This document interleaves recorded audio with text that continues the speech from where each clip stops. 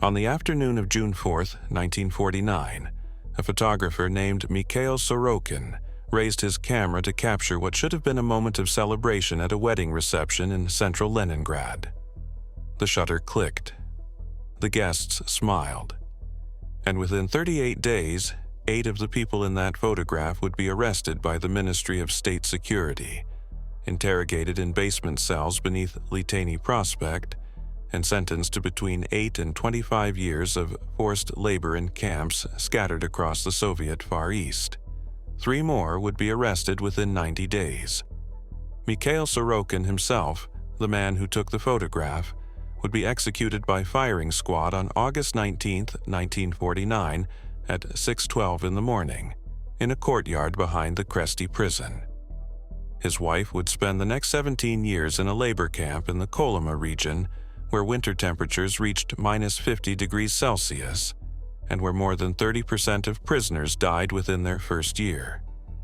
Their 2 daughters, aged 9 and 6, would be placed in a state orphanage and would not learn their parents' true fate until 1967. This is the story of how a single wedding photograph destroyed 11 lives, exposed a network the Ministry of State Security had been monitoring for 8 months, and became one of the most meticulously documented cases of political repression in post-war Leningrad. And it begins not with the photograph itself, but with the wedding that brought together a group of people who should never have been in the same room. The wedding took place at the Dom Kultury, the House of Culture, on Nevsky Prospect, a venue typically used for official celebrations, workers' assemblies, and party-approved cultural events. It was a Saturday afternoon, unseasonably warm for early June in Leningrad, and the reception hall on the second floor had been decorated with red banners, white tablecloths, and vases of lilacs that someone had picked from gardens outside the city.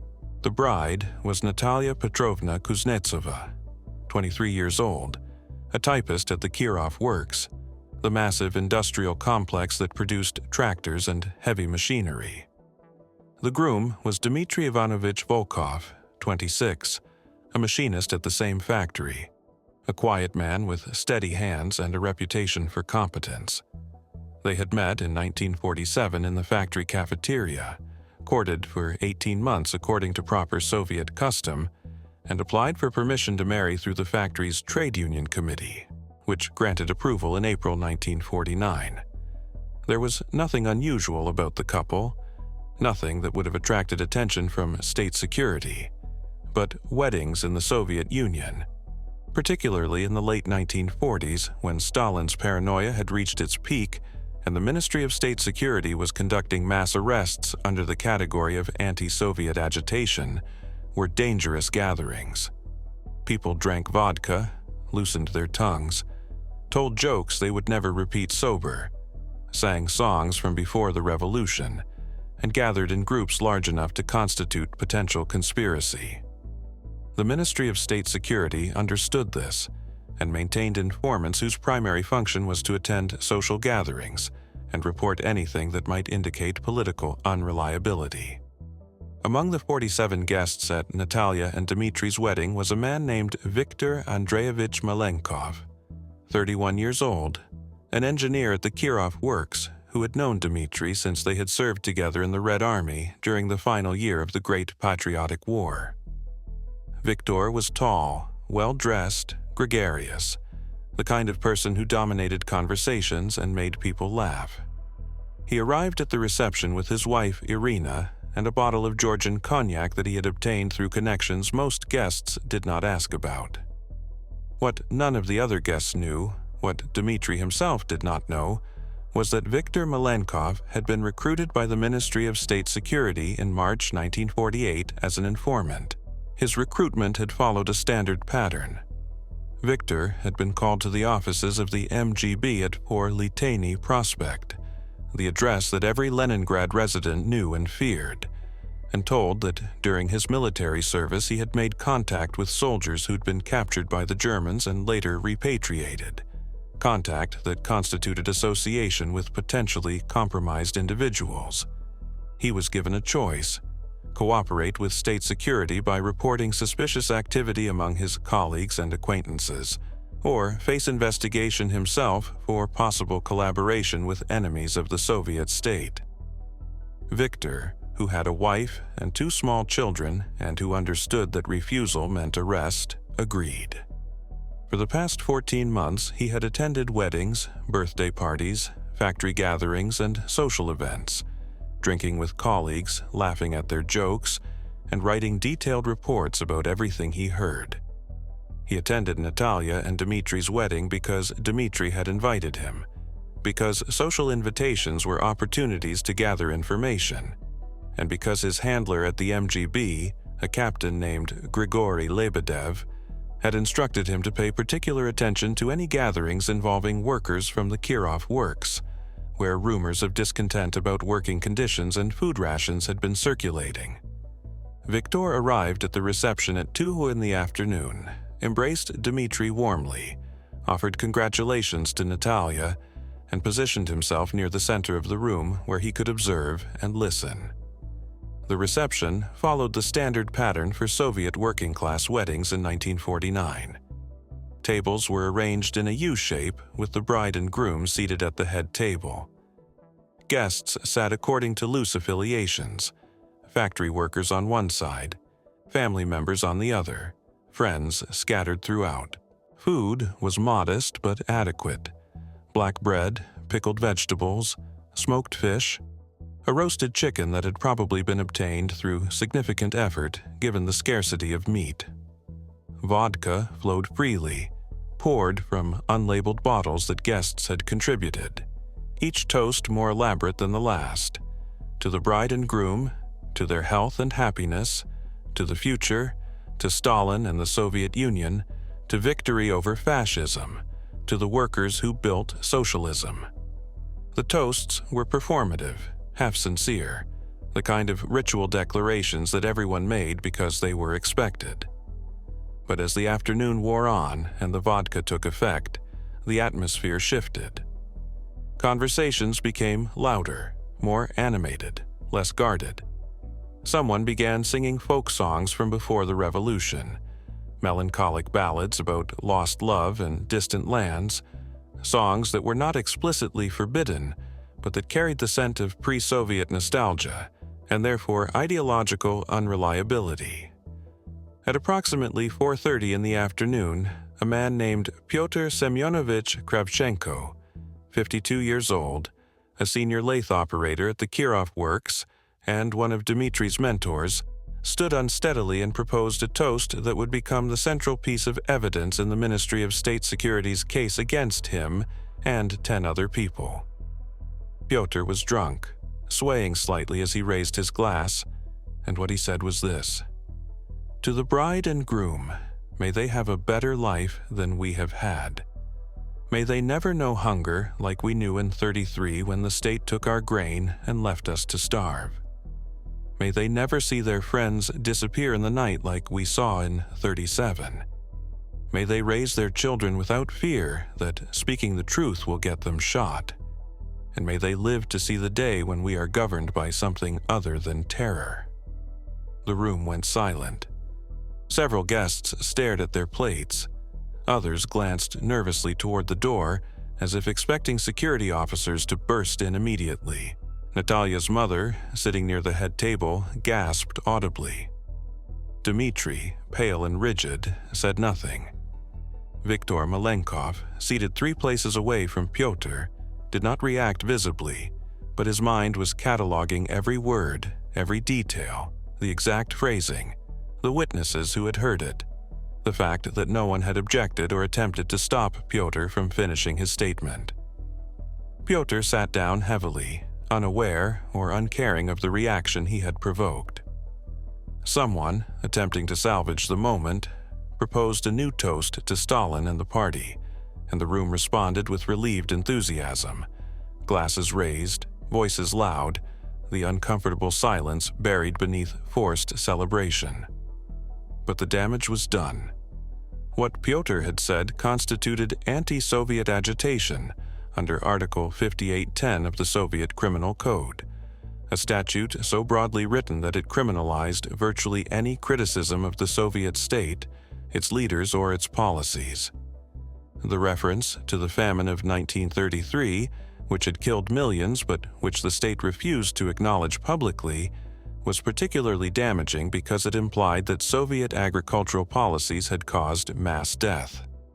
The reference to the purges of 1937, the Great Terror that had swept through Leningrad and other cities, arresting and executing hundreds of thousands, was equally dangerous because it suggested the state had acted unjustly. And the statement that they were governed by terror directly challenged the legitimacy of Soviet power. Viktor Malenkov knew all of this. He also knew that Pyotr's statement, delivered in front of nearly 50 witnesses at a public gathering, represented exactly the kind of anti-Soviet activity his handlers at the MGB wanted him to report. But Viktor also knew something else. If he reported only Pyotr, the MGB would question why no one at the gathering had challenged the statement, why no loyal Soviet citizen had stood up and condemned Pyotr's words, why the other guests had allowed anti-Soviet agitation to occur without objection. The MGB's logic in such cases was that silence equaled complicity, that anyone who heard anti-Soviet statements and failed to report them immediately was guilty of failure to denounce, a crime that carried prison sentences of its own. And so, Viktor made a decision that would destroy not just Pyotr, but everyone in that room. He would report the entire gathering as a hotbed of anti-Soviet sentiment, describe the wedding as a gathering of politically unreliable individuals, and provide enough detail to implicate as many people as possible. At approximately 5 in the afternoon, the photographer Mikhail Sorokin arrived. Mikhail was not a professional wedding photographer. He was a 38-year-old mechanical engineer who worked at the Elektrosila factory and who had taken up photography as a hobby in the mid-1940s, acquiring a Leica camera through a friend who had brought it back from Germany as war booty. Mikhail was skilled with the camera, had developed a reputation among colleagues and neighbors for producing sharp, well-composed images, and supplemented his modest salary by photographing weddings, birthdays, and other family events for a small fee. Natalia had hired him 2 weeks earlier, paying 50 rubles for a full afternoon of photography, with the promise of developed prints within 10 days. Mikhail set up his equipment near the head table, tested the lighting, and began taking photographs. He photographed the bride and groom, the head table with family members, small groups of guests toasting and laughing, and then, at approximately 5:20 in the afternoon, he gathered a large group for what he called a collective portrait, instructing everyone to move closer together, to stand or sit in rows, to look at the camera and smile. Approximately 30 people assembled for the photograph, including Pyotr Kravchenko, Viktor Malenkov, Dmitry and Natalia, members of both families, and a cross-section of factory workers and neighbors who had attended the reception. Mikhail positioned them carefully, taller guests in the back, shorter ones in front, creating a composition that would fit everyone into the frame. He stepped back, raised the camera, focused, and pressed the shutter. The photograph took less than a second to capture. But in that fraction of time, Mikhail Sorokin created a document that would serve as evidence in a criminal case, proof that specific individuals had been present at a gathering where anti-Soviet agitation had occurred. The reception continued for another 2 hours. More vodka was consumed, more toasts were made, more songs were sung. Pyotr Kravchenko, apparently untroubled by his earlier statement, laughed loudly and told stories about his years working at the Kirov works. Viktor Malenkov remained engaged and friendly, refilling glasses, slapping backs, giving no indication that he was mentally compiling notes for a report that would destroy most of the people in the room. Mikhail Sorokin packed up his camera, accepted his payment from Natalia, promised to deliver the prints within a week, and departed. The reception ended around 8 in the evening. Guests dispersed into the warm Leningrad night, walking home through streets still scarred by the siege that had ended only 6 years earlier, past buildings with shattered facades and empty lots where structures had been demolished for firewood during the 900-day blockade. Most of the guests were tired, pleasantly drunk, satisfied with the celebration. None of them knew what was coming. Viktor Malenkov went home, waited until his wife and children were asleep, and at approximately 11 that night sat down at his kitchen table and began writing his report. He wrote for nearly 2 hours, producing a detailed 6-page account of the wedding reception. He described Pyotr Kravchenko's toast in precise detail, quoting the reference to the famine, the purges, and governance by terror. He noted that no one had objected to the statement, that the room had gone silent, but that silence had quickly been replaced by continued drinking and celebration, which suggested tacit agreement with anti-Soviet sentiments. He listed by name everyone he could remember who had been present when Pyotr spoke, including Dmitry Volkov, Natalia Kuznetsova, several other factory workers, and family members. He noted that folk songs from the pre-revolutionary period had been sung, which he described as evidence of nostalgia for the Tsarist era and ideological backwardness.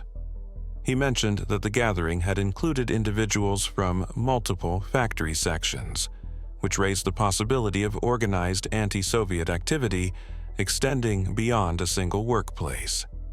He concluded by recommending immediate investigation of Pyotr Kravchenko and surveillance of the other attendees to determine the extent of anti-Soviet sentiment at the Kirov works. The next morning, Sunday, June 5th, Viktor delivered the report to a dead drop location he had been assigned, a loose brick behind a drainage pipe in a courtyard near the Fontanka River. His handler, Captain Lebedev, retrieved the report on Monday morning, June 6th, and by Monday afternoon it had been reviewed by senior officers at the Leningrad branch of the Ministry of State Security. The decision to act was made quickly. Pyotr Kravchenko's statement constituted clear anti-Soviet agitation. The presence of multiple witnesses created an opportunity to implicate a broader network. The fact that the incident had occurred at the Kirov Works, one of Leningrad's most strategically important factories, made it a priority case because the MGB was under constant pressure to demonstrate vigilance in protecting critical industrial sites from ideological subversion. On the evening of June 7, 1949, at approximately 11:45 p.m., 3 MGB officers in civilian clothes knocked on the door of Pyotr Kravchenko's apartment on Vasilyevsky Island. Pyotr, who had been asleep, opened the door in his nightclothes, confused and frightened. The officers identified themselves, informed him that he was required to come with them for questioning regarding anti-Soviet activity, and told him to dress quickly. Pyotr's wife, Vera, demanded to know what charges were being brought, whether her husband was under arrest, whether he would be allowed to contact a lawyer. The officers told her that all questions would be answered at their facility, and that obstruction of state security operations was itself a criminal offense. Pyotr dressed, kissed his wife, told her not to worry, and was escorted down 4 flights of stairs to a waiting car. He was driven to 4 Liteyny Prospect, the headquarters of the Leningrad MGB, brought through a side entrance to avoid public attention, and taken to a basement interrogation room. The interrogation began immediately, despite the late hour. Pyotr was seated in a straight-backed wooden chair, facing a desk behind which sat 2 officers, one of whom was Captain Lebedev. The room was windowless, lit by a single overhead bulb that cast harsh shadows. The officers asked Pyotr to state his full name, date of birth, place of employment, and party affiliation.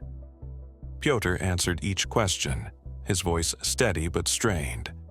Then Captain Lebedev asked him to describe what he had said during his toast at the wedding reception on June 4th. Pyotr, suddenly understanding why he was there, went pale.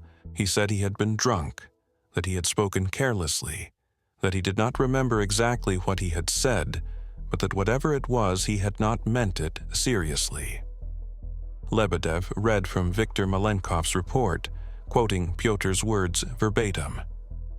"May they never know hunger like we knew in 33, when the state took our grain and left us to starve. May they never see their friends disappear in the night like we saw in 37. May they raise their children without fear that speaking the truth will get them shot. And may they live to see the day when we are governed by something other than terror." Lebedev asked whether this was accurate. Pyotr hesitated, then admitted that yes, he had said something like that, but again insisted it had been drunken foolishness, not genuine anti-Soviet sentiment.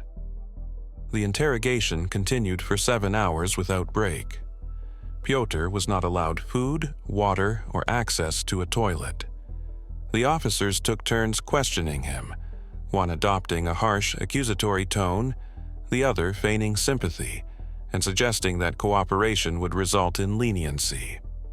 They demanded to know who had taught him these anti-Soviet ideas, whether he had discussed these views with colleagues at the Kirov works, whether he belonged to any organized group that opposed Soviet power. Pyotr denied everything, insisting he had no anti-Soviet views, that his statement had been an isolated drunken mistake. But the officers did not believe him, or perhaps they believed him but needed him to confess to more than drunken remarks to justify the resources being invested in the case. At approximately 7 in the morning on June 8th, exhausted and terrified, Pyotr signed a confession stating that he had engaged in anti-Soviet agitation by publicly criticizing Soviet agricultural policies, slandering the leadership of the Communist Party, and spreading defeatist sentiments among Soviet workers.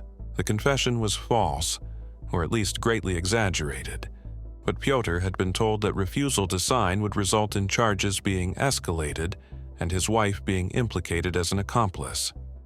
He signed, was photographed, fingerprinted, and taken to a holding cell in the basement of the building. Over the next 10 days, 6 more people who had been present at the wedding were arrested. Dmitry Volkov, the groom, was taken from his apartment on June 9th at 6 in the morning, 3 days after his wedding. Natalia Kuznetsova, the bride, was arrested at the Kirov works on June 10th as she arrived for her shift, escorted from the factory gates in front of hundreds of co-workers who watched in silence as she was placed in a car and driven away. 4 other factory workers who had been identified by Viktor Malenkov as present during Pyotr's toast were arrested in rapid succession, each interrogation following the same pattern: isolation, sleep deprivation, psychological pressure, demands for confession, accusations of participation in anti-Soviet conspiracy. Each prisoner was told that others had already confessed, that cooperation was their only option, that refusal would result in harsher sentences and implicate family members. Most signed confessions. Meanwhile, on June 12th, Mikhail Sorokin, unaware of the arrests, finished developing the photographs from the wedding. He worked in a makeshift darkroom he had set up in a closet of his apartment, carefully processing the negatives, producing prints on photographic paper he had purchased at significant expense from a state photography supply store. The collective portrait, the large group photograph taken at 5:20 on the afternoon of June 4th, came out well. Sharp focus, good composition, faces clearly visible. Mikhail was pleased. He set the prints aside to dry, planning to deliver them to Natalia and Dmitry the following day. On the morning of June 13th, Mikhail was preparing to leave for work when there was a heavy knock on his apartment door. He opened it to find 3 MGB officers. They informed him that he was required to come with them and to bring all photographs and negatives from the wedding of Natalia Kuznetsova and Dmitry Volkov on June 4th. Mikhail, confused and frightened, asked why. The officers told him to comply immediately or face arrest for obstruction. Mikhail gathered the prints and negatives, placed them in an envelope, and was escorted to a waiting car. He was not taken to MGB headquarters but to a different building, a nondescript office on the outskirts of the city center where photographic evidence was analyzed. He was brought into a room where Captain Lebedev and another officer were waiting. Lebedev instructed Mikhail to lay out all the photographs on a table. Mikhail complied, arranging the prints in sequence. Lebedev examined each one carefully, stopping at the collective portrait. He asked Mikhail to identify everyone in the photograph by name. Mikhail said he did not know most of the guests, that he had been hired only to take photographs, that he could identify the bride and groom but not the others. Lebedev told him to try. Mikhail pointed out Natalia and Dmitri.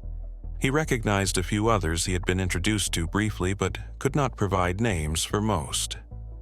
Lebedev then produced a list of names, individuals who had already been arrested or were under investigation, and asked Mikhail to point out specific people in the photograph. Slowly, with Lebedev's guidance and increasing dread, Mikhail identified Pyotr Kravchenko, Dmitry Volkov, Natalia Kuznetsova, and 4 others. Lebedev thanked him, told him the photographs would be retained as evidence, and informed him that he was free to go, but should not discuss this meeting with anyone. Mikhail left the building shaken, understanding that he had just helped the MGB build a case against people who had done nothing more than attend a wedding. But what Mikhail did not know, could not have known, was that his involvement would not end there. The Ministry of State Security, operating under the assumption that a photographer hired to document a gathering of anti-Soviet elements was likely sympathetic to those elements, opened a file on Mikhail Sorokin. Officers reviewed his background, his employment record, his social connections. They discovered that Mikhail had a brother, Alexei, who had emigrated to Poland in 1946, a fact that automatically made Mikhail suspect because contact with anyone who had left the Soviet Union was considered evidence of potential disloyalty. They discovered that Mikhail had been reprimanded at work in 1947 for making jokes about supply shortages, remarks that had been noted in his personnel file but not acted upon at the time. And they discovered that Mikhail's wife, Olga, worked as a translator at the Leningrad House of Books, a position that gave her access to foreign literature and therefore potential exposure to bourgeois ideology. On June 18th, Captain Lebedev received authorization from his superiors to expand the investigation to include Mikhail Sorokin as a suspect rather than merely a witness. The reasoning, as documented in case files later recovered from the archives, was that Mikhail's decision to photograph a gathering at which anti-Soviet agitation occurred suggested foreknowledge of the event's political character and therefore complicity. This logic was absurd, but logic in such cases was secondary to the Ministry of State Security's need to demonstrate vigilance and produce arrests. On the night of June 20th, 1949, Mikhail Sorokin was arrested. It happened at 2 in the morning. The preferred hour for MGB operations because it minimized public visibility and maximized psychological impact on the suspect and their family. Officers broke through the apartment door without knocking, rushed into the bedroom where Mikhail and Olga were sleeping, shouted orders for Mikhail to get up and dress. Olga screamed. Their daughters, Lyudmila and Tamara, woke and began crying in their room across the hall. Mikhail, disoriented and terrified, was given 3 minutes to dress. He was handcuffed, led out of the apartment while his wife and daughters watched helplessly, and placed in a car that sped through the empty Leningrad streets toward Litany Prospect. The interrogation that followed was brutal. Mikhail was accused of being part of an anti-Soviet conspiracy, of using his photography as cover to document and coordinate dissident activities, of maintaining contact with foreign elements through his brother in Poland. He denied everything, insisting he was a loyal Soviet citizen, that he had photographed the wedding as a job, nothing more. But the interrogators, working in shifts over 48 continuous hours, broke him down. They showed him his photograph, the collective portrait, and told him it was evidence of his participation in an organized anti-Soviet network. They told him his wife would be arrested and his daughters placed in state care unless he confessed. On June 22nd, after nearly 2 days without sleep, Mikhail signed a confession stating that he had knowingly provided photographic services to individuals engaged in anti-Soviet agitation, and that he had failed to report their activities to state security. The confession was extracted under duress, a product of exhaustion and fear rather than truth, but it was sufficient for the Ministry of State Security's purposes. On June 24th, Olga Sorokina, Mikhail's wife, was arrested. She was taken from her workplace, the Leningrad House of Books, where she was translating French poetry into Russian. The charges against her were associating with anti-Soviet elements, specifically her husband, and failure to report his activities. Her interrogation followed the same pattern: isolation, psychological pressure, fabricated accusations. She was told that Mikhail had confessed to being part of an anti-Soviet conspiracy and had named her as a co-conspirator. This was a lie. Mikhail had said nothing about his wife, but Olga had no way of knowing that. On June 27th, she signed a confession admitting that she had known her husband was associating with politically unreliable individuals and had failed in her duty to report him. Lyudmila and Tamara Sorokina, aged 9 and 6, were placed in State Orphanage No. 14 on the outskirts of Leningrad on June 25th, 1 day after their mother's arrest. They were given no explanation of what had happened to their parents, told only that they would be cared for by the state until alternative arrangements could be made. The orphanage was overcrowded, understaffed, and harsh. The girls, frightened and confused, clung to each other and cried at night when no one was watching. By early July 1949, 11 people connected to the wedding of Natalia Kuznetsova and Dmitry Volkov had been arrested. 8 had been present at the wedding itself. 3, including Mikhail and Olga Sorokin, and 1 family member of another arrestee, had been implicated through association. The Ministry of State Security compiled a case file designated Operation Wedding Ring, a designation that reflected the MGB's assessment that the arrests had disrupted an organized anti-Soviet network centered around the Kirov works. The evidence consisted primarily of Viktor Malenkov's informant report, the confessions extracted under interrogation, and Mikhail Sorokin's photograph, which served as visual proof that the accused had been present at the gathering where anti-Soviet agitation occurred. The trials were scheduled for late July and early August. All would be closed proceedings, no public access, no independent legal representation, verdicts determined before the trials began. This was standard procedure for political cases in Stalin's Soviet Union. But what none of the prisoners knew as they sat in basement cells waiting for their trials was that their cases had attracted attention at the highest levels of the Leningrad MGB, and that one prisoner, the photographer who had taken the photograph, would be singled out for the harshest punishment of all. The trials began on July 28, 1949. They were held in the Leningrad Regional Court, but not in the main courtroom where civil and criminal matters were normally heard. Instead, they took place in a smaller chamber on the 3rd floor of the building, a windowless room with gray walls and rows of wooden benches that seated approximately 40 people. The trials were closed to the public, a designation that meant only court officials, prosecutors, the accused, and a small number of observers approved by the Ministry of State Security were permitted to attend. No journalists, no independent witnesses, no family members except under exceptional circumstances that were rarely granted. The 11 defendants were tried in groups over a period of 4 weeks. The first trial, which began on July 28th, involved Pyotr Kravchenko, the factory worker whose toast at the wedding had set everything in motion. Pyotr sat in a wooden dock at the front of the courtroom, his hands cuffed, flanked by 2 guards in MGB uniform. He looked thinner than he had been at the wedding, his face gaunt from the weeks of interrogation and the poor conditions in the detention cells.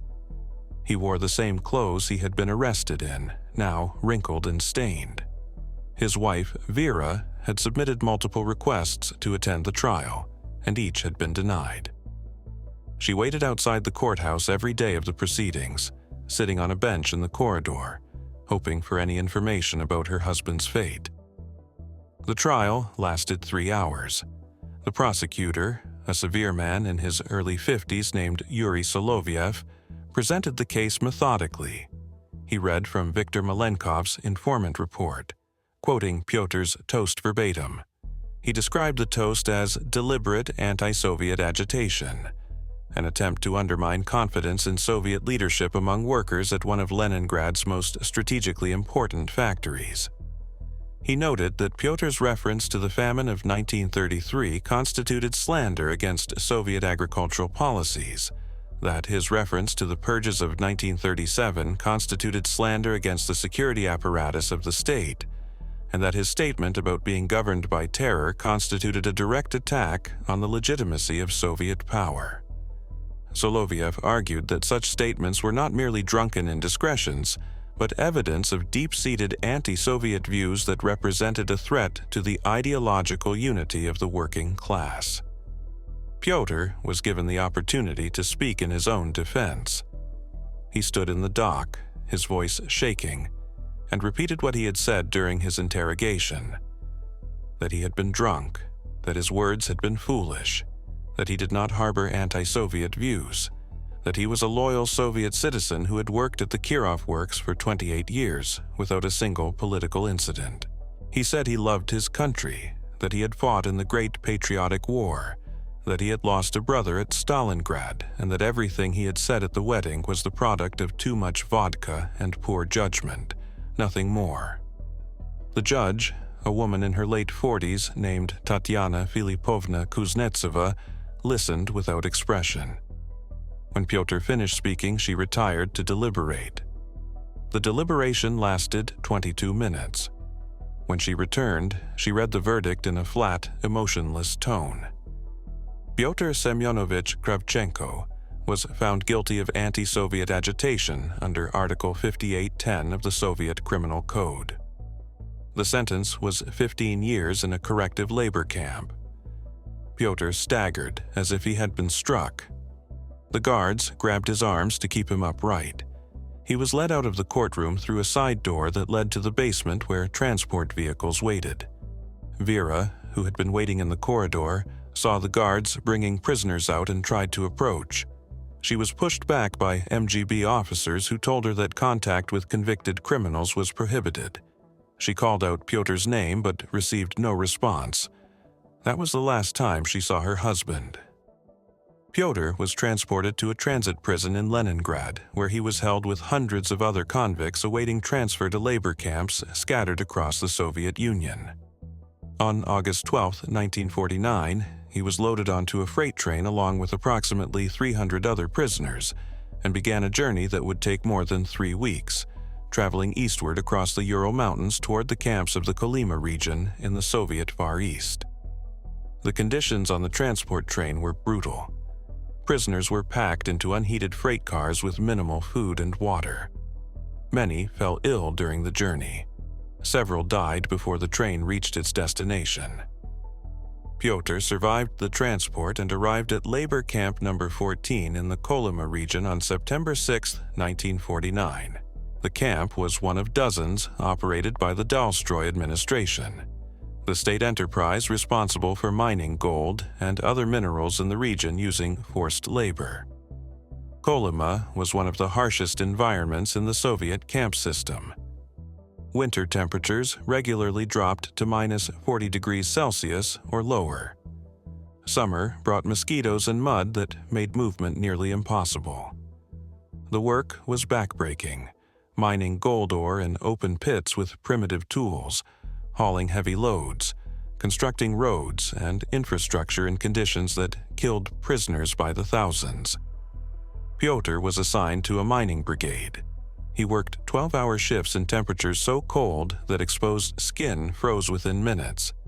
He received daily rations of approximately 600 grams of black bread, thin soup made from rotting vegetables, and occasionally a small piece of dried fish.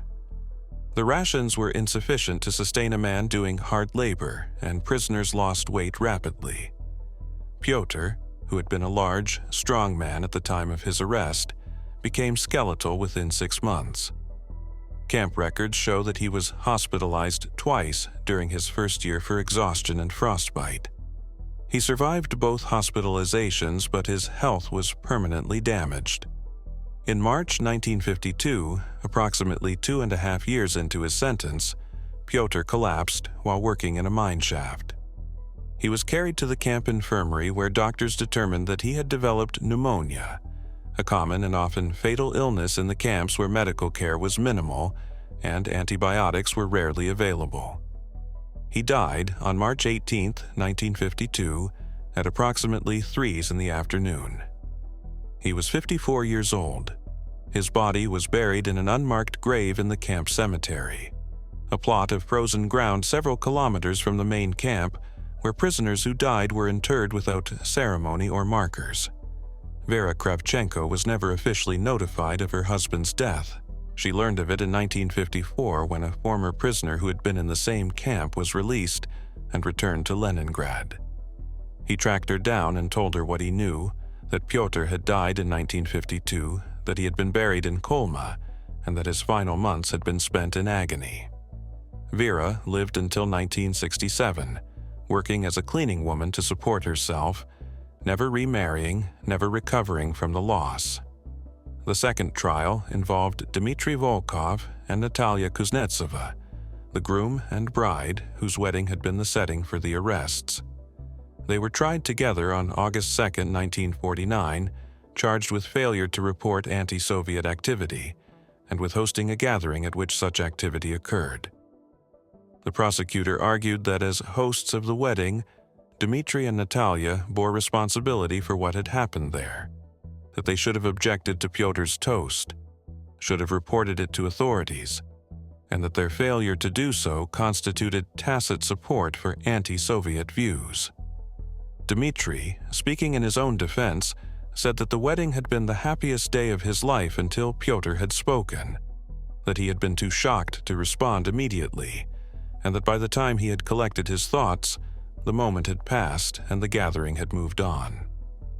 He said he had not reported Pyotr because he had assumed it was drunken foolishness that would be forgotten by morning, not genuine anti-Soviet sentiment that required state intervention. Natalia said much the same, adding that she had been terrified when Pyotr spoke, that she had wanted to object but had been paralyzed by fear and confusion. The judge found them both guilty. Dmitry was sentenced to 10 years in a labor camp. Natalia was sentenced to 8 years. They were separated immediately after the verdict and sent to different camps, Dmitry to a logging camp in the northern Arkhangelsk region, Natalia to a women's camp in Kazakhstan. They never saw each other again. Dmitry survived his sentence and was released in 1959. He returned to Leningrad, found work as a laborer at a construction site, and lived alone in a communal apartment until his death in 1973. He never remarried. Natalia was released in 1957 as part of a general amnesty following Stalin's death. She returned to Leningrad, attempted to locate Dmitry, and learned that he was alive but that he wanted no contact with her. The trauma of their arrests, the years of separation, and the knowledge that their wedding had led to such destruction had made any reconciliation impossible. Natalia moved to a different city, worked in a factory, and died in 1981 without ever speaking publicly about what had happened to her. The trial of Mikhail Sorokin, the photographer, was held on August 9, 1949. It was the most severe of the proceedings because the Ministry of State Security had decided to make an example of him. The prosecutor argued that Mikhail had not merely documented a gathering where anti-Soviet activity occurred, but that he had actively participated in a conspiracy by providing photographic evidence that could be used to identify participants in an anti-Soviet network. The logic was absurd, but absurdity was irrelevant in political trials. The prosecutor noted that Mikhail had a brother who had emigrated to Poland, which demonstrated connection to foreign elements. He noted that Mikhail had been reprimanded at work for making jokes about supply shortages, which demonstrated ideological unreliability. He noted that Mikhail had possessed a camera obtained from Germany, which demonstrated access to foreign goods and therefore potential contact with foreign agents. The charges against Mikhail were escalated from failure to report anti-Soviet activity to participation in anti-Soviet conspiracy. He was accused of using photography as cover for coordinating dissident activities, a charge that had no basis in evidence but which the Ministry of State Security had manufactured through coerced testimony from other prisoners who had been told to implicate him. Mikhail, exhausted from weeks of interrogation, could barely speak during the trial. When asked if he had anything to say in his defense, he said only that he had been a photographer, nothing more, and that he had never conspired against the Soviet state.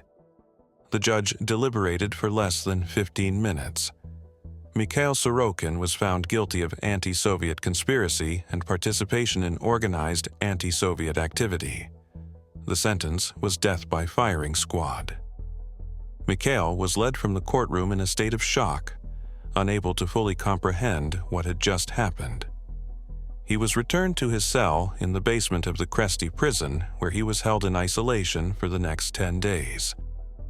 During that time, he was permitted to write one final letter to his wife, Olga, though he did not know that she too had been arrested and was being held in the same facility. The letter was brief. He told her he loved her, told her to take care of their daughters, told her he was sorry for everything. He asked her to tell Lyudmila and Tamara that their father had made mistakes, but that he had never stopped loving them. The letter was confiscated by prison authorities and was never delivered. On August 19, 1949, at 6:12 in the morning, Mikhail Sorokin was taken from his cell to a courtyard behind the Kresty prison. He was positioned against a concrete wall that bore the marks of countless previous executions, bullet holes and stains that had never been cleaned. A 5-man firing squad stood 15 meters away, their rifles loaded. An officer read the sentence aloud, confirming that Mikhail had been found guilty of anti-Soviet conspiracy and that the sentence of death was to be carried out immediately. Mikhail was asked if he had any final words. He said nothing. The officer gave the command. The rifles fired simultaneously. Mikhail collapsed. A doctor confirmed death and the body was removed.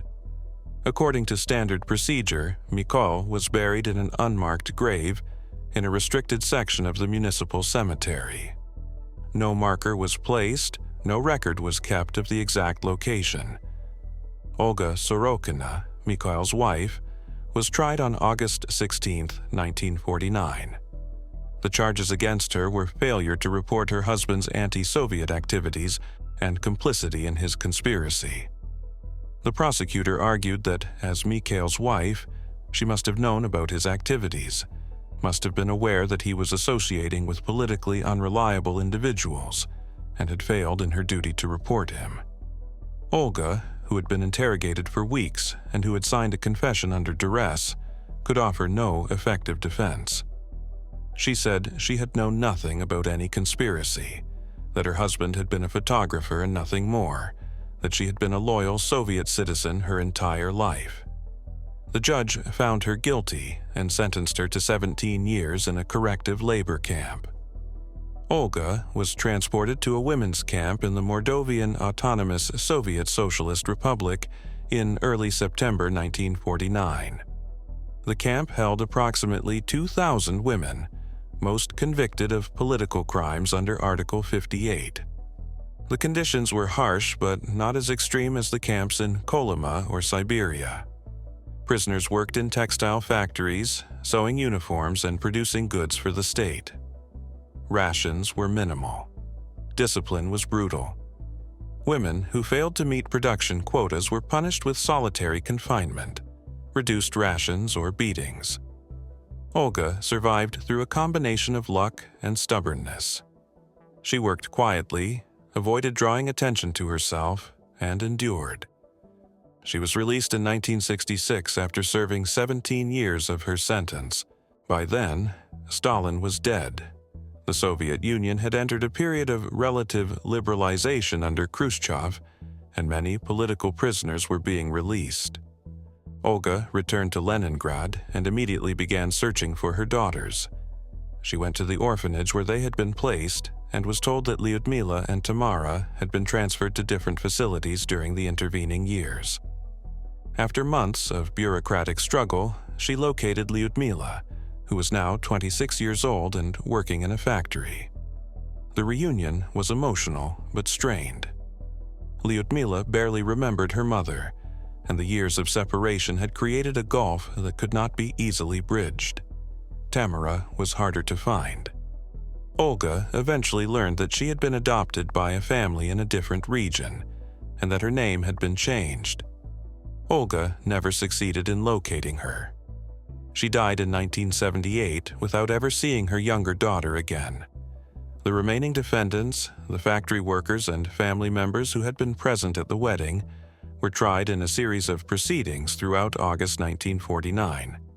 Most were found guilty of failure to report anti-Soviet activity or of passive participation in anti-Soviet gatherings. Sentences ranged from 8 to 12 years in labor camps. All were transported to camps in remote regions: Siberia, Kazakhstan, the far north. Some survived their sentences and returned to Leningrad in the late 1950s and early 1960s. Others died in the camps from illness, exhaustion, or the brutal conditions. Of the 11 people arrested in connection with the wedding of Natalia Kuznetsova and Dmitry Volkov, 4 died in the camps. 1, Mikhail Sorokin, was executed. 6 survived to be released, but all bore permanent physical and psychological scars from their experiences. None ever fully recovered the lives they had lost. Viktor Malenkov, the informant whose report had initiated the arrests, continued working as an engineer at the Kirov Works until his retirement in 1972. He filed dozens of additional reports over the years, informing on colleagues, neighbors, and acquaintances. His work as an informant was never publicly acknowledged, but it was noted in his personnel file, and it contributed to his steady advancement within the factory hierarchy.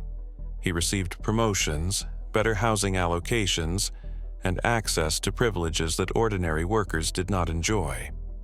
In 1987, 2 years before the collapse of the Soviet Union, a journalist conducting research on MGB informant networks in Leningrad during the Stalin era came across Viktor's file in the archives. The journalist published a series of articles identifying Viktor by name and describing his role in the arrests connected to the 1949 wedding. The articles generated significant public attention. Viktor, by then 70 years old and living on a pension, was confronted by former colleagues and neighbors who had not known about his informant activities. Some expressed anger and betrayal. Others simply avoided him. In a brief interview with a local newspaper, Viktor defended his actions. He said he had been doing his duty as a Soviet citizen, that reporting anti-Soviet activity was required by law, and that he had no regrets. He said that Pyotr Kravchenko and the others had brought their fates upon themselves by engaging in anti-Soviet agitation, and that if he had not reported them, someone else would have. He died in 1994, alone in his apartment. His funeral was attended by fewer than 10 people. The broader legacy of Operation Wedding Ring, as the MGB designated the case, is complex. Within the Ministry of State Security, the operation was considered a success.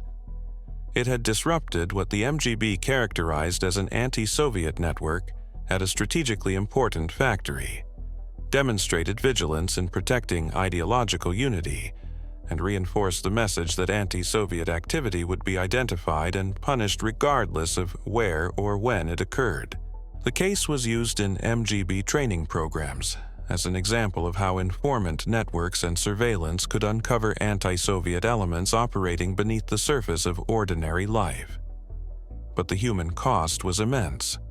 11 people were arrested, 4 died, 6 spent years in labor camps, and countless others, family members, friends, colleagues, were affected by the arrests. Children were orphaned, families were destroyed, careers were ended, lives were shattered. And all of this because a man had made a drunken toast at a wedding, because another man had reported it, and because a system existed that treated careless words as evidence of treason. The photograph that Mikhail Sorokin had taken, the collective portrait of approximately 30 wedding guests, became evidence in the MGB's case file. It was used to identify individuals who had been present at the gathering, to establish that specific people had been in proximity to anti-Soviet agitation, and to justify the expansion of the investigation beyond those who had been directly implicated by Viktor Malenkov's report. The photograph still exists. It is preserved in the Russian State Archive in Moscow, filed with the case documents from Operation Wedding Ring. It shows a group of ordinary Soviet citizens, men and women in their best clothes, smiling at the camera, unaware that within weeks most of them would be arrested and that several would never return. Looking at the photograph now, knowing what happened to the people in it, is a profoundly unsettling experience. They look happy, relaxed, celebrating a wedding as people have celebrated weddings for centuries. There is no indication of the catastrophe that was about to unfold, no sign that the machinery of the state was already turning, preparing to grind them down. In the decades since Stalin's death, the Soviet Union underwent significant changes. The mass terror of the Stalin era gave way to a more stable, if still authoritarian, system under Khrushchev and his successors. Political repression continued, but on a smaller scale, and with somewhat less arbitrary brutality. Many political prisoners were released during the Khrushchev thaw in the 1950s and early 1960s, and some who had been executed or who had died in camps were officially rehabilitated, meaning their convictions were overturned posthumously and their reputations were partially restored. Mikhail Sorokin was rehabilitated in 1956. A Soviet court reviewed his case, determined that the charges against him had been fabricated, and overturned his conviction. The rehabilitation was a bureaucratic process, a document issued by the state acknowledging that an injustice had occurred. It did not bring him back to life. It did not compensate his family for what they had lost. It was simply an admission, delivered years too late, that he had been innocent. Pyotr Kravchenko was rehabilitated in 1957. The court determined that his toast, while politically inappropriate, did not constitute anti-Soviet conspiracy, and that his sentence had been excessive. The other defendants were rehabilitated in similar proceedings over the next several years. But rehabilitation meant little to those who had died in the camps or who had survived but had lost years of their lives to imprisonment. The state's acknowledgement of injustice could not undo the damage that had been done. In 1989, as the Soviet Union was collapsing and archives were being opened to researchers and journalists for the first time, a historian named Alexander Petrov obtained access to the files related to Operation Wedding Ring. He published a detailed account of the case in a Moscow journal, describing the arrests, the trials, the sentences, and the fates of the 11 defendants. The article attracted significant attention, both in Russia and internationally, as an example of how ordinary people had been caught up in Stalin's terror, and how a single photograph had become evidence in a case that destroyed multiple lives. Petrov interviewed several survivors of the case, including Lyudmila Sorokina, the daughter of Mikhail and Olga, who by then was in her late 50s and living in St. Petersburg. Lyudmila described her memories of the night her father was arrested, the years she and her sister had spent in state orphanages, and the permanent sense of loss that had defined her life. She said that she had never fully understood why her father had been executed, that even after learning the details of the case as an adult, it seemed incomprehensible that a man could be killed for taking photographs at a wedding. She said the rehabilitation documents issued decades later felt meaningless, that they were just pieces of paper that could not restore what had been taken.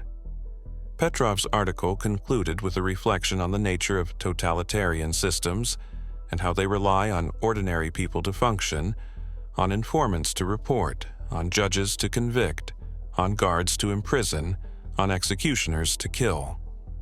He noted that the individuals involved in Operation Wedding Ring, the MGB officers, the prosecutors, the judges, were not necessarily evil in any conventional sense. They were people doing their jobs, following procedures, enforcing laws that had been written by the state. But the system they served was evil, and their participation in it, regardless of their individual motivations, made them complicit in atrocities. The story of the 1949 Leningrad wedding remains one of the most meticulously documented examples of how Soviet repression operated during the Stalin era. It illustrates the pervasive surveillance that characterized Soviet society, the arbitrary nature of political prosecution, the willingness of the state to destroy lives over trivial matters, and the human cost of ideological rigidity. It serves as a reminder that totalitarianism does not require dramatic acts of resistance to justify repression.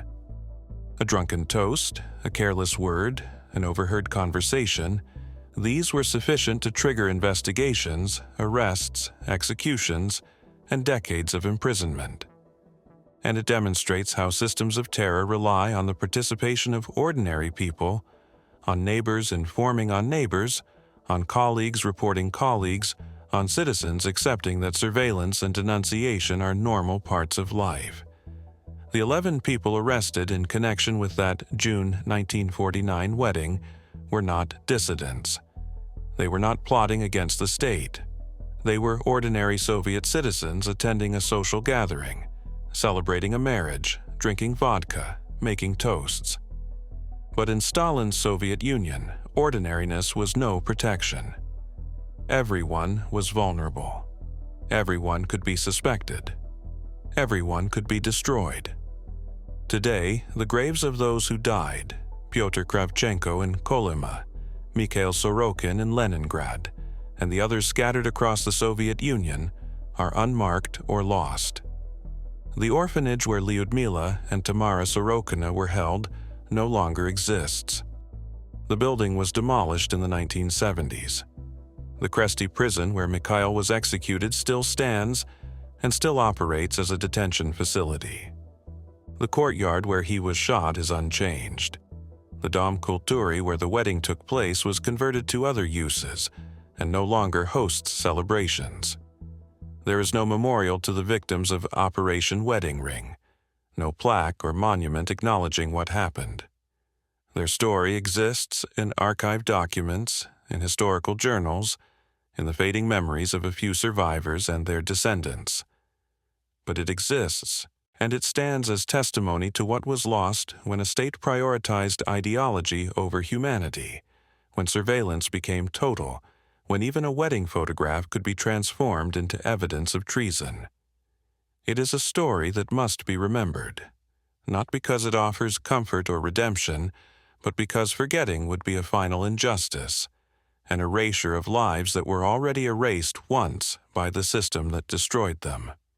The people in that photograph, smiling and celebrating, deserved to be remembered as they were, ordinary people whose only crime was being in the wrong place at the wrong time, in a society where that was enough to condemn them.